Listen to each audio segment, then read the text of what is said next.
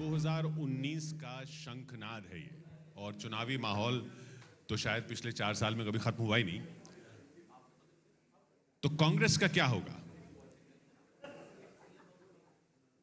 क्या है राहुल की नई कांग्रेस? हमारे साथ मौजूद हैं बहुत ही खास मेहमान कांग्रेस से, उन राज्यों से जो दोनों राज्य इसी साल चुनाव में जाने वाले हैं। मैं चाहूंगा कि मंच पर हम स्वागत करें ज्योतिरादित्य सिंधिया जी का।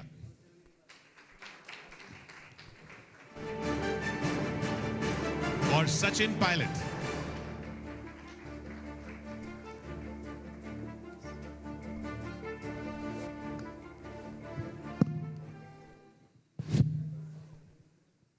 सिंधिया जी, 2019 का शंखनाद जैसा कहा जा रहा है हो चुका है, और वैसे तो लगा ही नहीं इन 4 सालों में कि चुनाव कभी खत्म हुए हैं। प्रचार ही प्रचार चलता रहा।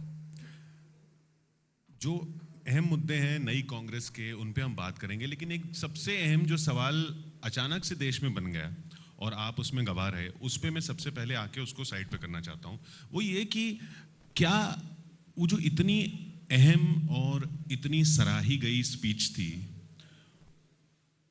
उसके बाद सारी बहस आंख मारने पर आ गई? ऐसा क्यों हुआ? देखिए किशोर, पहले तो बहुत बहुत धन्यवाद, आप लोगों ने हमें यहाँ आमंत्रित किया और आपने शुरुआत में ही अपने प्रश्न में इस सरकार की 4 साल की जो कीर्तिमान इन्होंने स्थापित किया है उसका उल्लेख आपने कर दिया कि ऐसा नहीं लग रहा कि 2019 का शंखनाद अब हो रहा है। ऐसा लग रहा है कि 2019 का शंखनाद पिछले 4 साल से हो रहा है, क्योंकि ये सरकार तो केवल प्रचार प्रसार पे अपना ध्यान आकर्षित कर रही है। जमीन पर कार्य, जो न्यू इंडिया की सोच विचारधारा थी इनकी, धरातल पर पूर्ण रूप से ये सरकार शून्य हो चुकी। जहां तक आपने राहुल जी के भाषण की बात की, मैं समझता हूं कि उन्होंने जो एक तरफ इस सरकार को कटघरे में पूरी तरह से खड़ा कर दिया, चाहे वो आंतरिक सुरक्षा की का मामला हो, किसानों का मामला हो, चाहे रक्षा का मामला हो, और दूसरी तरफ कांग्रेस की विचारधारा को पेश की कि हमारी एक नफरत की विचारधारा नहीं है, हमारी सबको एक जोड़ने की विचारधारा है। और उसी परिप्रेक्ष्य में वे स्वयं जो कटुता की बात की जाती है कांग्रेस और बीजेपी के बीच में, उसका उदाहरण देने के लिए वे स्वयं प्रधानमंत्री जी के पास गए, पर प्रधानमंत्री जी इतने आश्चर्यचकित रह गए कि उनको मालूम ही नहीं था कि राहुल जी क्या कर रहे हैं।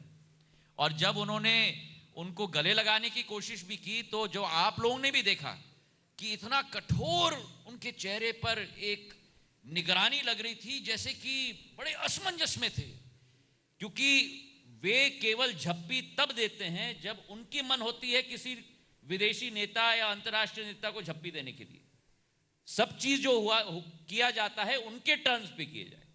और जहां तक आपने आंख मारने की कोशिश की, आपका पिछला सेशन भी इसी से अंत हुआ और आपका नया सेशन भी इसी से शुरुआत हो रही है। क्योंकि आप तो न जाने क्यों कि देश की मीडिया, और मुझे इस बात का बड़ा आश्चर्य है कि आंतरिक सुरक्षा का मामला आपके लिए महत्वपूर्ण नहीं, जो महिलाओं के साथ दुर्व्यवहार आज देश में हो रहा है वो आपके लिए महत्वपूर्ण नहीं, असहिष्णुता का माहौल जो इस देश में है वो हमारे लिए महत्वपूर्ण नहीं, बेरोजगारी का मामला हमारे लिए महत्वपूर्ण नहीं, लेकिन आंख मारने का मुद्दा हमारे लिए बहुत महत्वपूर्ण है। और मैं आपसे पूछना चाहता हूं, क्या आपने जिंदगी में कभी आंख नहीं मारा क्या? तो ये आंख मारना इतनी महत्वपूर्ण बात कहां हो गई आपकी? ये मेरा सवाल था जो आप मुझे को दे सुना। मैं ये बोल रहा हूं कि जो स्पीच थी वो सराही भी गई। इस देश उसके में बाद हमें इस देश में हमें कंटेंट, प्राथमिकता, कटिबद्धता, एक दृढ़ इच्छा शक्ति और संकल्प और ट्रैक रिकॉर्ड, इस पर हम लोग अपना ध्यान आकर्षित करें। क्योंकि स्पीकर ने भी वो मुद्दा उठाया, और मैंने सवाल इसलिए ये पूछा क्योंकि स्पीकर का मैं स्वयं बहुत सम्मान करता हूं और जो उनकी सोच विचारधारा है, लेकिन स्पीकर के भी ऊपर कहीं ना कहीं से प्रेशर तो होता ही है। तो वो भी प्रेशर में भी जरूर कभी कभी कुछ कह देती मेरा होंगी। सवाल यह था कि इतना सब कुछ होने के बाद एक एक्शन से सारा ध्यान डाइवर्ट हो गया, या आपने होने दिया, या आप ट्रैप में फंस गए? नहीं, मैं समझता हूं कि इस देश में बहुत हो चुका नेताओं की नेताबाजी। हम लोग भी तो साधारण इंसान है भाई। टीका टिप्पणी तो बहुत होती है, लेकिन कभी कभी एक नॉर्मल इंसान के रूप में अगर हम लोगों का वातावरण हो तो वो एक मेजर ऑफ इंटरेस्ट और अटेंशन हो जाता है। सचिन, मैं नारों पे आऊंगा, जो नारे चल रहे हैं आजकल, क्योंकि हम शंखनाद की बात कर रहे हैं, बहुत से नारे हैं। एक नारा जो राजस्थान में अब सुना जा रहा है कि मोदी से बैर नहीं, लेकिन वसुंधरा की खैर नहीं। इसका क्या मतलब निकाला जाए? पहली बात तो आपने जो सवाल पूछा ज्योतिरादित्य जी से, मैं सोच रहा था आज आप पूछते कि हमारे लोकतंत्र में जो भीड़ तंत्र हो गया है, लोग और लोगों को जान से मार रहे हैं, वो चिंता नहीं है, लेकिन आंख मार रहे हैं, उसकी चिंता पूरे हिंदुस्तान को आप कर रहे वही हैं। मेरा सवाल है कि वो क्यों, पहली बात। क्यों दूसरी बात, एक्शन हो जाता है? इस देश में जो माहौल निर्मित हुआ है उसके लिए कौन लोग जिम्मेदार हैं, ये देश भी जानता है, आप भी जानते हैं। आपने हमारे प्रदेश की बात करी, राजस्थान की। राजस्थान में एक ऐसी सरकार बनी जिसके पास 3/4 बहुमत था, और जो नारा आप बता रहे थे उस नारे में सच्चाई भी है, और मैं कहता हूँ कहीं ना कहीं कुछ कमी भी है, क्योंकि प्रधानमंत्री जी और मुख्यमंत्री जी दोनों एक ही दल के हैं। आप उन दोनों को अलग अलग नहीं कर सकते हैं। वसुंधरा जी के 4.25 साल के कारनामों का लेखा जोखा और उसकी हकीकत चाहे अमित शाह जी हों चाहे प्रधानमंत्री जी हों, उनको बयान करनी पड़ेगी। और राजस्थान में मैं आपको बहुत विनम्रता से बोलना चाहता हूं कि एक हिस्टोरिक मैंडेट वसुंधरा जी को मिला, और उन्होंने ना सिर्फ उस मैंडेट का अपमान किया, लेकिन जनता के साथ विश्वासघात किया। यही कारण है कि आज पूरे प्रदेश में एक आवाज़ उठ चुकी है कि अब चाहे कुछ भी कर लें, लेकिन वहां पर भाजपा का बोरिया बिस्तरा बंद होने का समय आ चुका है और कांग्रेस का शासन बनेगा वहां पर। मैंने ये सवाल इसलिए पूछा क्योंकि जब भी इस तरह की बात आती है, गुजरात में भी हमने देखा कि सड़क पर बहुत रोष दिखा, लेकिन फिर अंत में खासकर सूरत जैसी जगहों पे, सूरत में हमने देखा हार्दिक पटेल के रोड शो में इतने सारे लोग आ रहे हैं, सीएम के रोड शो में इतने कम लोग आ रहे हैं, लेकिन 16 में से 15 सीटें बीजेपी जीत रही है। तो आखिर में लास्ट ओवर में आके प्रधानमंत्री सीटें बीजेपी के लिए ले आप जाते हैं। मत भूलिए, गुजरात में दावा किया था 150 सीट का। जी जी बिल्कुल था। 100 से कम आई हैं जी। 2-5 ऊपर नीचे होती तो सरकार नहीं बनती वहां पर।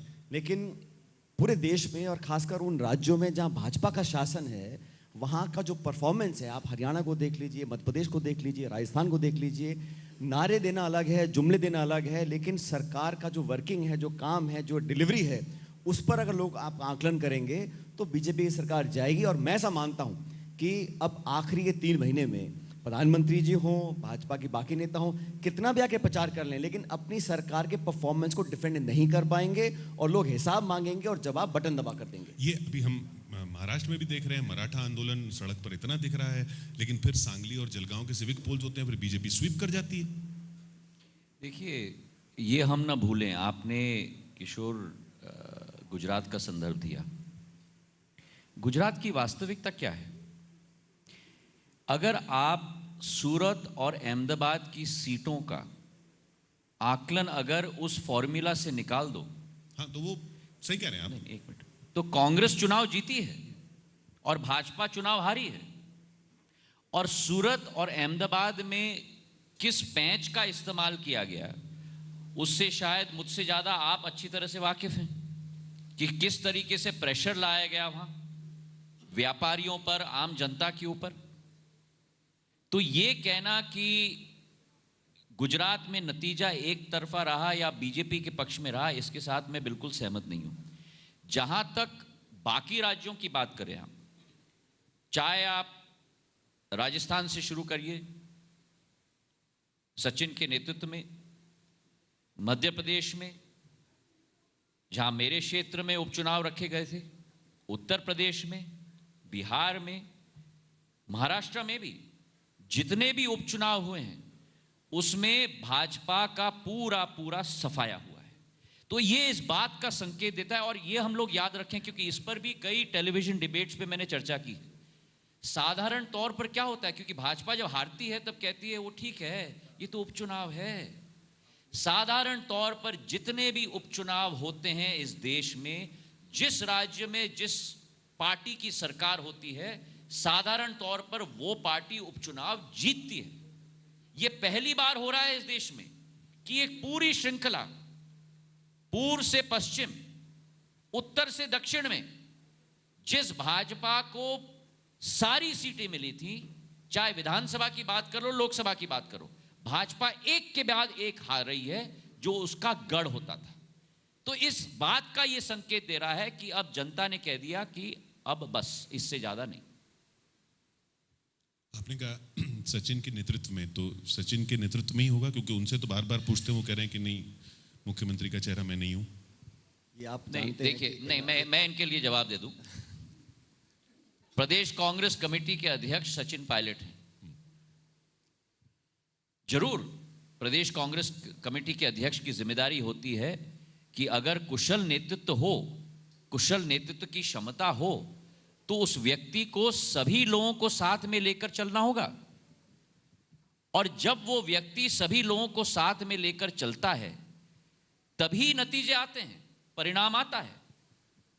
और यह स्पष्ट है कि चाहे राजस्थान की हम बात करें, मध्य प्रदेश की बात करें, चाहे गठबंधन की बात करें यूपी में या बिहार में, चाहे गठबंधन की बात करें महाराष्ट्र में, कांग्रेस ने ये करके दिखाया है। चाहे अपने दम पे हो और चाहे अपने सहभागी दलों के साथ एक सम्मानजनक रिश्ता कायम किया है कांग्रेस ने, अपने पार्टी के अंदर भी और अपने पार्टी के बाहर ही। और यही एक रेनबो संगठनात्मक कोलिशन जो होगा 2019, हम लोग साथ में मिलकर इस देश को वापस एक अमन चैन का वातावरण, एक सुरक्षित वातावरण और एक आर्थिक विकास का वातावरण तय करने के लिए सारे दल साथ में होकर इसका मुकाबला करेंगे। आपने भी नहीं दिया जवाब। सचिन रहेंगे चेहरा राजस्थान में? देखिए, जहाँ तक चेहरों की बात है, बहुत चर्चा लोग करना चाहते हैं, लेकिन मैं कई बार इसको बोल चुका हूँ, आज आपके बेनिफिट के लिए दोबारा बोलता हूँ। जहाँ तक मैं अपनी बात करूँ, मैं 26 साल की उम्र में मेरी पार्टी ने मुझे सांसद बनने का मौका दिया। 31 साल की उम्र में मैं मंत्री बन गया केंद्र सरकार में, और 35 साल की उम्र में मुझे राजस्थान जैसे बड़े प्रदेश का अध्यक्ष बनाया है पार्टी ने। तो आज समय आया है कि मैं पार्टी को क्या दे सकता हूँ, ये चर्चा करनी पड़ेगी, ना कि पार्टी मुझे क्या दे रही है। हम लोगों ने मिलकर काम किया, और अगर हमारे प्रदेश में, हमारी पार्टी में एकजुटता और ताकत ना होती तो आज हम इस मुकाम पे पहुँच ही नहीं सकते थे। मैं कई बार बोल चुका हूं कि आज जो कुछ प्रदेश कांग्रेस कर पाई है, उपचुनाव जीत पाई है, सब लोग आज कहते हैं कि राजस्थान में कांग्रेस की सरकार बनेगी, ये कोई एक व्यक्ति नहीं कर सकता। और कांग्रेस एक बहुत बड़ा दल है, हजारों लाखों कार्यकर्ता हैं, दर्जनों नेता हैं, जिन्होंने कई सालों तक खून पसीना बहाकर पार्टी को इतना मजबूत किया है। हाँ, मैं अध्यक्ष हूँ, मैं अध्यक्ष होने के नाते पूरे परिवार को साथ लेकर चलना मेरी जिम्मेदारी है, लेकिन जो क्रेडिट है, जो श्रेय है, जो योगदान है, वो सब लोगों का है। और मैं एक बहुत सौभाग्यशाली अध्यक्ष हूँ, क्योंकि मुझे तमाम नेताओं का पूरा सानिध्य मिला, पूरा सहयोग मिला, और तभी मैं पार्टी को, जहां हम लोग सिर्फ 21 सीट पर रह गए थे 4-5 साल पहले, आज हम 22 जगह विधानसभा चुनाव में, उपचुनाव 22 जगह राजस्थान में, उसमें से 20 में हम जीते हैं। ये कोई छोटी मोटी हासिल करने वाली बात नहीं है। तो सबने मिलकर किया, और बीजेपी के लोग चाहे कितनी कोशिश कर लें, चेहरा कौन है, दो फाड़ है, ग्रुपबाजी है, भाजपा को 76 दिन तक राजस्थान में अपना अध्यक्ष नहीं मिला, क्योंकि तनातनी थी मुख्यमंत्री जी की और दिल्ली में। अल्टीमेटली जाके एक कॉम्प्रोमाइज कैंडिडेट उनको मिला है, और हमारे यहाँ पर हम सब लोग साथ चल रहे हैं। राहुल गांधी जी हमारा नेतृत्व कर रहे हैं, और उनके नेतृत्व में, सोनिया जी के सानिध्य में हम लोग चुनाव लड़कर सरकार बनाएंगे। जब जीत जाएंगे तब सारे एमएलए इकट्ठे बैठेंगे, और पार्टी जिसको चाहेगी उसको अपना मुखिया बना लेगी। इसमें कोई चिंता वाली बात हमको नहीं है। मैं किशोर जी, एक वोटर के मन में एक ये जानना, एक उत्सुकता नहीं रहती कि मैं जो वोट दे रहा हूँ कि कौन सी मुख्यमंत्री बनेगा, इसलिए ये सवाल है। वहाँ पर आपके राज्य में भी वॉल पेंटिंग्स लगी गई हैं, जो कुछ कांग्रेस कार्यकर्ताओं ने लगाई हैं कि अब की बार सिंधिया सरकार।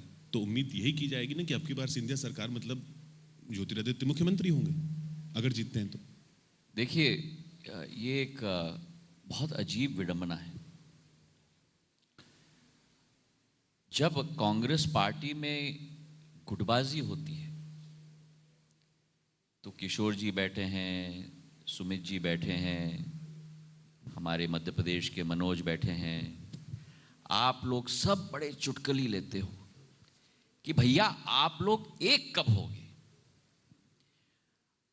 हम जब एक हो जाएं तब आपको बड़ी कठिनाई होती है कि भैया तुम लोग अनेक कब होगे। तो पहले तो आप तय कर लो आप चाहते हो कि हम एक हों या अनेक हों। अब आप में जो तंज कसने की क्षमता भी है वो सलामदायक है। आप तंज कसोगे अपने तरफ से नहीं, जनता की तरफ से। क्यों जनता नहीं चाहेगी कि कोई चेहरा हो? नहीं, यही तो आपका प्रश्न होगा। नहीं, जनता मैं ये समझ सकता चाहेगी हूं कि वोट दे रहे हैं तो किस कौन मुख्यमंत्री होगा। मैं आपकी रुचि मैं समझ सकता हूं, लेकिन भैया जब इतने साल बाद कांग्रेस एक हो गई है आपके कहने पे ही, क्योंकि आप लोगों ने 15 साल से हमारे सिर में ठकाठक डाल के, और मैं आपको बधाई देना चाहता हूं कि अंत में थोड़ा सेंस आ गया, अक्ल आ गया हमारे दिमाग में और हमारे दिल में। अब जब आपके दिखाए हुए रास्ते पे चल रहे हैं तो आप फिर यू टर्न हमारे क्यों कराना चाहते हो? नंबर एक। अच्छा, आप ये मान रहे हैं कि आप ये मान रहे हैं कि 15 साल तक ये हो रहा था। किशोर जी जरा हमारे स्पीकर की तरह हमें थोड़ा मौका तो दीजिए, ठीक है? नंबर एक। नंबर दो, आप पूछ रहे हैं चेहरा सचिन होना चाहिए या अशोक गहलोत जी होना चाहिए। आप पूछ रहे हैं चेहरा ज्योतिरादित्य सिंधिया जी होना चाहिए या कमलनाथ जी होना चाहिए या कोई और होना चाहिए। मैं आपको कहना चाहता हूं मेरे विचारधारा में चाहे राजस्थान की बात हो, चाहे मध्य प्रदेश की बात हो, चाहे छत्तीसगढ़ की बात हो, चाहे मिजोरम की बात हो, इन चारों राज्यों में ना चेहरा सचिन पायलट, अशोक गहलोत, ज्योतिरादित्य सिंधिया, कमलनाथ या कोई और चेहरा होना चाहिए उस प्रदेश की जनता। क्योंकि उस प्रदेश की जनता का चेहरा लेकर आप कार्य करोगे, उनका झंडा उठाओगे, तभी आपकी पार्टी उनकी सेवा के लिए तत्पर होने के लिए अवसर वो जनता देगी। ये नई कांग्रेस की जो बात हो रही है या राहुल गांधी की जो कांग्रेस की बात हो रही है, इसमें क्योंकि चलिए चेहरे आप चुनाव में नहीं बता रहे हैं, लेकिन चेहरे जो जनता को जो चेहरे नजर आते हैं, पहले बताइए आप खुश हैं कि नहीं? हम तब खुश होंगे जब जनता। आप खुश हैं कि नहीं? आप जनता की तरफ से बोल रहे हैं। हम बीजेपी नहीं है, हम आपको खुश करना चाहते हैं। हम आपके पत्रकारों को धमकी देके बाहर नहीं निकालेंगे। हम तो कहेंगे कि जितना कटाक्ष करना हो कटाक्ष करो आप, ताकि हम अपने आप को सुधार पाएं। 15 साल लगे आपको हमें सुधारने के लिए मध्य प्रदेश में, तो अब तो सुधर गए हम। आप मान रहे हैं 15 साल तक यही हो रहा था कांग्रेस में। मैं ये कह रहा हूं कि मैं मान रहा हूं ऐसा क्यों हो रहा था? बिल्कुल मान रहा हूं। देखिए, जिंदगी में व्यक्ति या संगठन को अपनी कमी मानना भी बहुत महत्वपूर्ण है। हमें इस पृथ्वी पे जन्म दिया है क्योंकि हम अपनी गलतियों से सीखें। और आज बिल्कुल आप सही कह रहे हैं कि अगर 15 साल शिवराज सिंह जी को मौका मिला है मध्य प्रदेश में, तो वो शिवराज सिंह जी की कामयाबी के आधार पर मौका नहीं मिला है, लेकिन कांग्रेस जो एक नहीं हो पाई उसी के आधार पर शिवराज सिंह जी 15 साल वहां बैठे हुए थे। आज जब कांग्रेस एक हो गई है, जनता की आवाज उठा रही है, अब शिवराज जी अपने जन आशीर्वाद यात्रा पे नहीं निकले हैं, लेकिन अपने विदाई यात्रा पे निकले। शिवराज जी आप पर बार बार ये कहते रहे कि आप तो महाराज हैं, वो एक ठप्पा भी लगता रहा। जो ये नई कांग्रेस है जो मैं कह रहा था आपसे, इसमें राहुल गांधी की नई कांग्रेस में उधर विक्रमादित्य सिंह दिखते हैं, उधर दीपेंद्र हुड्डा दिखते हैं, उधर आपको जितिन प्रसाद दिखते हैं, गौरव गोगोई दिखते हैं, ज्योतिरादित्य सिंधिया दिखते हैं, सचिन पायलट दिखते हैं, अशोक चव्हाण दिखते हैं। ये सारे सरनेम पुराने कॉमन हैं, सिर्फ फर्स्ट नेम बदले हैं। तो इसलिए आप पर वो लोग या आपके विरोधी ये ठप्पा लगाने में कामयाब हो जाते हैं कि आपके यहाँ एक परिवार के राज चलता है, क्योंकि सेम सरनेम होते हैं और ये इमेज, आपको इस इमेज से फाइट करना पड़ता है। देखिए, पहले तो जो आपने शब्द का प्रयोग किया, देश की आज़ादी की में 70 साल हो गए। मेरा नाम ज्योतिरादित्य सिंधिया है और मैं अपने कर्म या अपने कमियों या अपनी गलतियों के लिए मैं जाना जाऊं, एक उस शब्द के लिए नहीं जो 70 साल पहले दफनाया गया था। और जहां तक शिवराज सिंह जी की बात है, मुझे लगता है कि मेरे यशस्वी मुख्यमंत्री शायद थोड़े कंफ्यूज्ड हैं। कभी तो इस शब्द का प्रयोग करते हैं, कभी नहीं करते। और उनकी तो राजनीतिक इनिंग्स मुझसे तो बहुत लंबी रही है। तो मैं तो उनसे पूछना चाहता हूं कि ये शब्द का प्रयोग उन्होंने मेरे पूज्य दादी के प्रति क्यों नहीं किया जब वे उनके अंतर्गत कार्य कर रहे थे? करना चाहिए था। और अभी भी देरी नहीं हुई है। अगर अभी भी इतनी रुचि है उनको, तो वो फिर मेरी बुआ के प्रति यही शब्द का प्रयोग करें जो राजस्थान की मुख्यमंत्री हैं। और अगर उनको कठिनाई है राजस्थान तक पहुंचने के लिए, तो फिर मेरी एक बुआ उनकी कैबिनेट में मंत्री हैं, उनके साथ ही चर्चा कर लें। और अगर उसके बाद भी उनकी रुचि खत्म नहीं हुई तो फिर जरूर मैं तैयार हूं उनके साथ चर्चा करने के लिए। नंबर 1। दूसरा मुद्दा आपने उठाया परिवारवाद के बाद में। यह मुद्दा अब मुझे हो गए जनसेवा के पथ पे चलते हुए 16 वर्ष, और यही मुद्दा मैं पिछले 16 वर्षों से सुन रहा हूं। और यही मुद्दा मैं मानता हूं सचिन और मैंने कई पैनल्स पर इस मुद्दे का सामना किया है। आज क्योंकि मैं या सचिन अपने पिता के पुत्र हैं या अपने माता के पुत्र हैं, क्या ये हमारा जुर्म है? अगर हमारा दिल साफ हो, हमारे इरादे अच्छे हैं, हमारा ट्रैक रिकॉर्ड अच्छा हो, तो हमारी कमियां या हमारी सफलताओं के आधार पर हमें उसका अवलोकन नहीं किया जाएगा, लेकिन परिवारवाद के आधार पर अवलोकन किया जाएगा।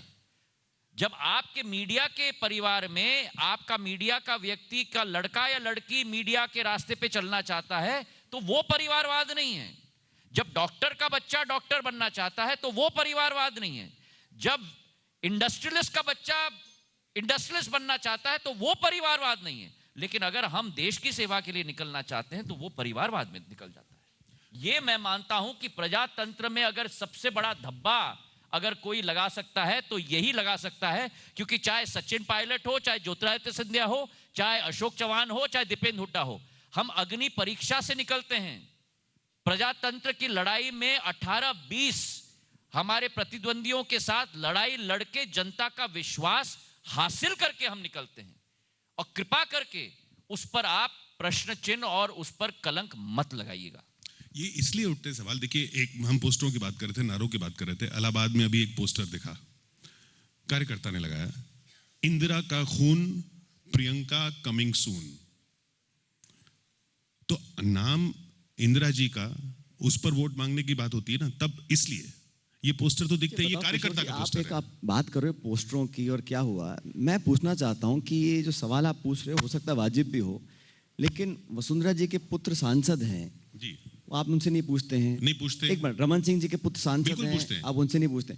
और सांसद अगर कोई बना है तो लोगों के वोट लेके बना है। बिल्कुल बना है। और जैसा ज्योतिरादित्य कह रहे हैं कि ये एक डिस्क्वालिफिकेशन नहीं होनी चाहिए, अगर क्वालिफिकेशन नहीं है तो डिस्क्वालिफिकेशन भी ना हो। मैं ये कह रहा हूं कि ये आप पर ठप्पा लगा मेरा निवेदन, ठप्पा भी तो आप ही लगाते हैं, और कौन लगा रहा है? नहीं, बाकी जनता बेचारी वोट करती है जिनको ठीक लगता है। जनता को ये आप सवाल पूछ रहे हैं कि परिवारवाद और लोकतंत्र के खिलाफ है। नहीं, मैं कहता हूं आप अगर काम नहीं करेंगे तो जनता आपका बटन नहीं दबाएगी, सीधी सी बात है।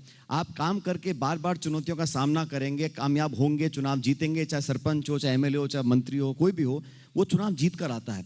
और अगर जनता का आशीर्वाद अपने साथ रहता है तो फिर निसंकोच होकर हमने जनता का काम करने देना चाहिए। और ये कांग्रेस के ऊपर ज्यादा पूछा जाता है मुझे लगता है, लेकिन कांग्रेस पार्टी में अगर किसी ने काम किया, अगर मेरे स्वर्गीय पिताजी ने कुछ काम करके अपना नाम कमाया था तो मुझे तो गर्व है उसके ऊपर। मैं एक सेकंड के लिए भी, चाहे माधवराव जी हों, चाहे मेरे पिताजी हों, उन लोगों ने देश, पार्टी, वतन के लिए सब कुछ किया। अगर उनका पुत्र होना मेरे लिए स्वाभिमान नहीं है तो फिर मैं किसी काम के लायक नहीं हूं। और ऐसा नहीं है कि हम लोग किसी ने अपॉइंट कर दिया है।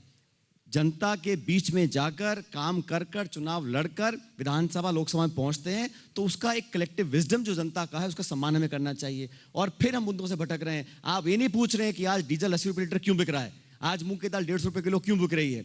ये जो मार्मिक मुद्दे हैं, जनता को लोग पीट पीट कर दिन दहाड़े मार रहे हैं सड़कों के ऊपर, मॉब लिंचिंग हो रही है। मॉब लिंचिंग शब्द का आविष्कार कब हुआ? 4 साल पहले कोई जानता ही था मॉब लिंचिंग होती क्या है। आज इस देश में ऐसा माहौल बना है कि उस पर चर्चा करने की कितनी खबर छपती है। आप किसी को पीट पीट के दिन दहाड़े मौत मार दीजिएगा, इतनी खबर बनती है। और उसको लोग माला पहनाते हैं, उन लोगों को लोग पुरस्कारित करते हैं, उन पे कार्रवाई नहीं होती, वो छूट के आते हैं और फिर बाकी भाषण देते हैं। इस देश में प्रगति, विकास, निवेश, रोजगार, किसान, कृषि, नौजवान, इनकी चर्चा नहीं हो रही है। मंदिर की, मस्जिद की, हिंदू की, मुसलमान की, ये चर्चा हो रही है। इस सबको बदलने के लिए हम सब मिलकर लड़ेंगे, जैसे ज्योतिरादित्य ने कहा, और पूरी पार्टियां, पूरा विपक्ष एकजुट होगा। अब चाहे भाजपा हो, चाहे आप लोग हो, आप कितना भी आग में घी डालने की कोशिश करो, हम लोग चुनाव लड़ेंगे और जीतेंगे और जनता की सेवा करेंगे। इसमें कोई चेंज नहीं होने वाला है। आपने जो बात की कि हिंदू मुस्लिम हो रहा है, ये वर्गों में लोगों को देखना, ये ऐसा नहीं है कि अभी शुरू हुआ है। ये भी काफी समय से होता आज जा से रहा है। पहले किसी प्रधानमंत्री ने बोला है कब्रिस्तान के बारे में, शमशान घाट के बारे में नहीं, आप सही चुनाव कह रहे में? हैं, लेकिन आज से पहले किसी मुख्यमंत्री ने उत्तर प्रदेश में वो जहर घोला है जो आज योगी आदित्यनाथ जी घोल वो रहे हैं? सवाल बीजेपी से हैं, वो करने हैं, बीजेपी से किए जाते हैं, ऐसी बात नहीं है। मेरा प्रश्न हाँ, आपसे किशोर जी है कि मोदी जी ने कहा था कि मैं न्यू इंडिया बनाऊंगा। मोदी जी ने कहा था कि मैं अच्छे दिन लाऊंगा, सबका साथ सबका विकास। तो ये जो प्रश्न किया जाता है, क्षमा कीजिएगा लेकिन आप तो बीजेपी के प्रचारक की तरह बात कर रहे हैं कि, और आपके शो पे भी अब सुन लीजिए। हाँ, बोलिए। 70 साल पहले क्या हो रहा था? अरे भैया, आप आए थे नया इंडिया देने के लिए। कितने दिन आप अपने गाड़ी में रियर व्यू मिरर में देख के गाड़ी चलाओगे भैया? कुछ ना कुछ एक्सीडेंट ना हो जाए आपकी। आपको अब समय है, मतलब आपको मतलब बीजेपी को, आपका समय है हिसाब देने का और जवाब देने का। आपके 5 साल की सरकार की आपका समय नहीं है 70 साल की बात करने का। आप बताइए कि जो आपने जनता को आश्वासन दिया था उस पर आप खड़े उतरे हैं कि नहीं? रोजगार के लिए आपने कहा था 2 करोड़ हम देंगे अवसर, 10 लाख भी प्रतिवर्ष आप नहीं दे पाए। किसान को कहा था कि एक नया भारत किसान को देंगे। आज किसान का आत्महत्या का दर सबसे ज्यादा है पूरे इतिहास में। महिलाओं के विरुद्ध अपराध एक नया कीर्तिमान ऐसा छू रहा है कि विदेशी मैगजीन हिंदुस्तानी महिला का चित्र लगाकर कह रही है कि महिला आज सुरक्षित नहीं है भारत में। क्रिस्टीन लगार्ड आईएमएफ की चेयरमैन कह रही है कि मोदी जी को ध्यान करना होगा महिलाओं पर। अगर 50% हमारी देश की आबादी आज सुरक्षित नहीं तो हमारा देश कहां से प्रगति और विकास कर पाएगा? महिला आरक्षण बिल क्यों नहीं ला रहे हैं? ये इनकी पूरी बहुमत है, क्यों नहीं लेके आ रहे हैं? आज ये जीएसटी और नोटबंदी आपने लागू कर दी, आर्थिक विकास नहीं हो रहा, कृषि विकास का दर 50% भी नहीं है जो कांग्रेस के जमाने में था। इन प्रश्नों का जवाब आपको देना होगा। जो अमन चैन का वातावरण आपने दूषित किया है, जो आपने डेमोक्रेटिक संस्थाओं पर पूरा अंकुश लगाया है, चाहे इलेक्शन कमीशन हो, चाहे सुप्रीम कोर्ट हो, चाहे मीडिया भी हो, आपके पत्रकारों को धक्का धक्का देकर बाहर फेंका है इस सरकार ने। गौरी लंकेश का जो किस्सा हुआ है, संदीप शर्मा का जो किस्सा हुआ है, रेत माफिया ने हमारे जर्नलिस्ट को डंपर के नीचे कुचल के मार दिया। यह आज स्थिति उत्पन्न हो रही है देश में, और आज इस पर अभिव्यक्ति की स्वतंत्रता पर कोई प्रश्न नहीं। आज यही प्रश्न हमारे जमीर और हमारे दिल के और आत्मा के प्रश्न है। अगर ये वातावरण निर्मित होगा हमारे देश में तो हमारा देश नहीं बच पाएगा। मेरा सवाल यह था कि जो वर्गों में देखने की बात है, अभी राहुल गांधी की मुलाकात हुई, इनफॉर्मल मुलाकात हुई, उस पर भी बहुत काफी खबरें बनी। मेरा सवाल यह है कि आप बुद्धिजीवियों से मिलते हैं, बहुत अच्छी बात है, इंटेलेक्चुअल से मिलते हैं, वो मुस्लिम इंटेलेक्चुअल से क्यों मिलेंगे? मतलब इंटेलेक्चुअल्स में हिंदू मुस्लिम कैसे हो सकता है? बुद्धिजीवियों में हिंदू और मुस्लिम अलग, पत्रकारों में पुरुष पत्रकारों से अलग, महिला पत्रकारों से अलग, इस तरह वर्गों में क्यों? पत्रकार होता है, इंटेलेक्चुअल होता है। आप इंटेलेक्चुअल से मिलिए, बिल्कुल मिलिए, मुस्लिम इंटेलेक्चुअल से भी मिलिए, लेकिन ऐसे वर्गों में क्यों देखती है कांग्रेस? या ऐसी इमेज क्यों जाती है कि कांग्रेस वर्गों में देखती है लोगों को? कांग्रेस ने सदैव हर वर्ग को सम्मान दिया है। अगर कोई भी वर्ग आपसे मिलने की इच्छा जाहिर करता है, एक जनसेवक के नाते आप क्या कहोगे कि मैं मिलने के लिए तैयार नहीं हूं? अगर कोई भी आप नहीं, ये तो आपने मीटिंग रखी ना? किशोर जी, आप ये कह रहे हैं कि सिंधिया जी ने कहा कि मैं केवल किशोर जी से मिलना चाहता हूं। ये आप इल्जाम लगा रहे हैं ना कि आप केवल किशोर जी से क्यों नहीं मिल रहे? क्योंकि मीटिंग तो आपने आप रखी थी सुमित जी को भी क्यों नहीं, सुन लीजिए, हाँ। कि आप सुमित जी को भी क्यों नहीं ला रहे हैं, मनोज को भी क्यों नहीं ला रहे हैं, प्रसून जी को भी क्यों नहीं ला रहे हैं? ये आपका प्रश्न है। मेरा प्रश्न ये है, नहीं, मेरा प्रश्न ये नहीं, मेरा प्रश्न ये है, बात तो सुन लीजिए। मेरा प्रश्न ये है कि इंटेलेक्चुअल होता है, जनसेवक को थोड़ा मौका तो दीजिए भाई। बहुत दे दिया। हिंदू और मुस्लिम नहीं होता ना इंटेलेक्चुअल। मैं आपसे पूछ रहा हूं ना, आपको कैसे मालूम कि राहुल गांधी जी ने मुस्लिम इंटेलेक्चुअल्स को बुलाया? अगर अरे भैया मौका तो दे दो, बोलिए। ठीक है, अगर एक ग्रुप ने उनसे मिलने की इच्छा जाहिर की है तो क्या कहेंगे वो कि मैं नहीं मिलना चाहता हूं? तो आप कह रहे हैं कि एक मुस्लिम इंटेलेक्चुअल ग्रुप ने इच्छा जाहिर की? हाँ, जनसंपर्क में कोई भी ग्रुप आ सकता है। ये कांग्रेस की तरफ से बुलाया गया नहीं, कोई भी वर्ग आ सकता है। स्टेटमेंट है ना, मैं उससे बिल्कुल सहमत नहीं हूं, क्योंकि जो बांटने की बात हो रही है, वर्गीकरण करने की बात हो रही है, जहर और द्वेष फैलाने की बात हो रही है, वो पूरा काम भाजपा कर रही है। बल्कि इसके विपरीत जो राहुल गांधी और हम सब लोग बोलते हैं कि ये सबका देश, सबका समाज, सब स्टेक होल्डर हो, सबसे वार्ता हो, संवाद हो, चर्चा हो, मुलाकात हो, लेकिन ये एक्सक्लूजन की जो राजनीति होती है वो बीजेपी करती है। और आप, मुझे बड़ा आश्चर्य हो रहा है कि आप उल्टा कांग्रेस पे जोर ये लगा रहे हैं। मेरा सवाल नहीं, किशोर जी, 130 साल से इस देश को, उस मुल्क को आज़ादी के समय से लेकर आज तक अगर खुद को राजनीतिक नुकसान भी होता हो, तब भी कांग्रेस पार्टी ने कभी वैसा काम नहीं किया कि हम फलां को अलग रखें, फलां को अलग रखें। बल्कि बीजेपी ने जब शुरुआत हुई थी 1984-85 में, तब बहुत संकीर्ण सोच रखी थी। अब मजबूरी है, सरकार में है तो फोटो खिंचवाने के लिए सब, लेकिन मन जो है वो सबको साथ लेकर चलने का नहीं है। चाहे उत्तर पूर्व हो, चाहे दक्षिण हो, चाहे बहुसंख्यक हो, अल्पसंख्यक हो, अलग अलग लोगों को टारगेट कर बीजेपी ने राज करने का काम किया है।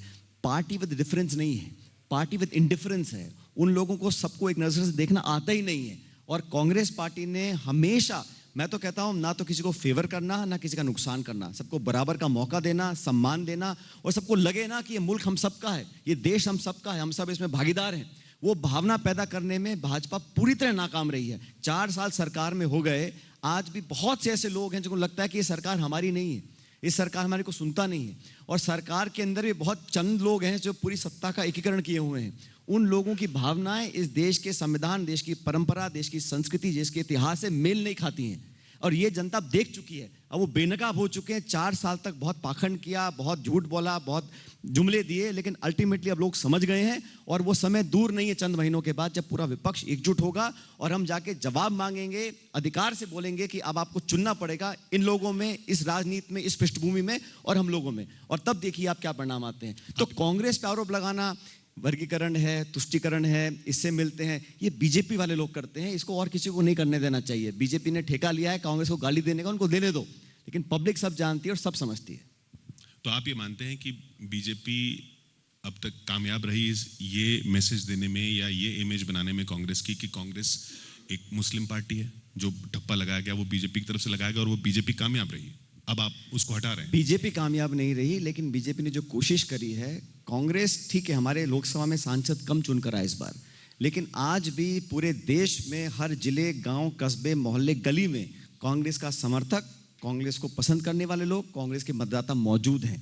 और ये कितना भी कर लें, लेकिन कांग्रेस की सच्चाई, हमारा वर्तमान, हमारा भविष्य, हम लोग सब साफ करके बोलते हैं। अगर नीयत साफ है, इरादे नेक हैं, सबको साथ लेकर चल सकते हैं और प्रासंगिक मुद्दों की बात कर रहे हैं, तो जनता हमारे साथ आएगी। बीजेपी, वीएचपी, आरएसएस कोई भी ठप्पा लगाए, कोई भी मोहर लगाए, लेकिन लोग देख रहे हैं कि किस नेता के मुंह से क्या बातें निकल रही हैं और अल्टीमेटली वोट उस आधार पर करेंगे। देखिए, देश में 2 तरीके के नेतृत्व होते हैं। एक वो नेतृत्व होता है जो ओवर कमिट करता है लेकिन अंडर डिलीवर करता है। एक दूसरा नेतृत्व होता है जो शायद अंडर कमिट करे लेकिन ओवर डिलीवर करे। मैं मानता हूं कि अगर देश का हित, देश का विकास, देश की प्रगति, देश की एकता और अखंडता आपकी प्राथमिकता है, तो आप दूसरे तरीके के नेता बनेंगे, पहले तरीके के नहीं। और अंग्रेजी में कहावत है that you can fool some of the people some of the time but not all of the people all of the time। Bhajpa का माया जाल अब कांग्रेस अकेले नहीं, लेकिन जनता स्वयं ध्वस्त करेगी 2018 में, नवंबर में 4 राज्यों के चुनाव में और फिर 2019 में। क्योंकि हमारी सोच विचारधारा है कि देश हमारे लिए प्राथमिकता है, भाजपा के लिए चुनाव प्राथमिकता है। चुनाव में पूरा सब कुछ झोंक देते हैं, लेकिन काम कुछ नहीं होता जमीनी स्तर पे। और यही इनकी 4 साल का इतिहास और 4 साल का इनका प्रसंग रहा है। चलिए कुछ यस और नो वाले क्वेश्चंस कर लेते हैं। ये आपके पास प्लेकार्ड्स रहेंगे, मैं आपसे सवाल पूछूंगा, आपको अगर यस कहना हो तो यस का प्लेकार्ड उठाइए, नहीं तो नो का, और नहीं कहना हो तो नहीं उठाइए। राहुल गांधी 2019 में महागठबंधन का चेहरा होंगे? राहुल गांधी 2019 में गठबंधन का चेहरा होंगे? कांग्रेस का तो है। हमारी जरूर आशा है, कांग्रेस पार्टी के चेहरा जरूर होंगे, पर जैसे हम सब ने कहा है कि गठबंधन साथ में मिलकर तय करेगा, लेकिन हर पार्टी का दायित्व है और लार्जेस्ट पार्टी अपने नेता को चुनती है, और हमारा नेता कांग्रेस पार्टी का राहुल गांधी जी होंगे, और मुझे विश्वास है कि गठबंधन के नेता भी वही होंगे। यानी अगले प्रधानमंत्री आप चाहते हैं कि राहुल, आप तो चाहेंगे कि राहुल गांधी हो, लेकिन आपको लगता है कि राहुल गांधी ही होंगे? सचिन जी, कांग्रेस को बीजेपी से खतरा कम, अपने कुछ नेताओं के बयानबाजी से खतरा ज्यादा है, खासकर चुनाव में?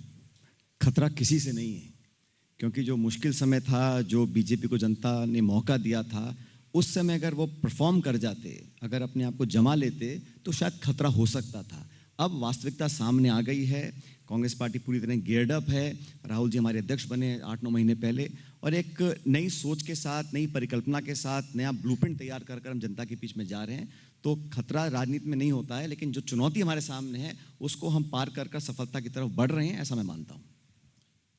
मुझे तो आश्चर्य है आपसे कि आप ये प्रश्न बीजेपी से नहीं पूछ रहे हैं।